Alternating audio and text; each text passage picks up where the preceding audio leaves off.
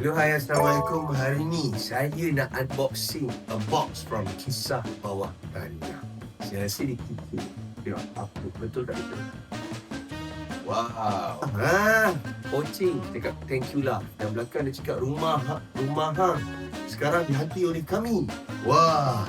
Ada yang besar, tapi kita keluarkan yang kecil-kecil daripada ini. Kita ada 3D Pocing keychain. Saya pula memang letak keychain kat bag saya kan. Kita ada Chong Plushie. Oh, cute. I like it. Dua express. Cute. Backmo.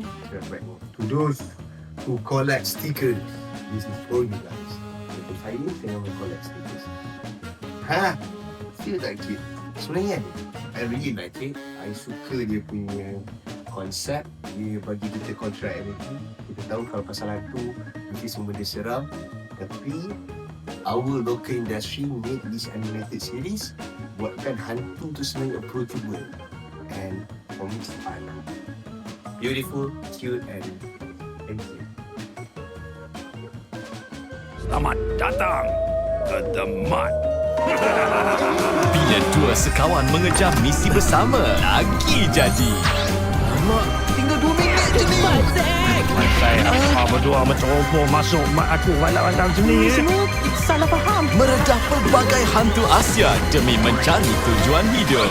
Apa benda korang nak buat ni?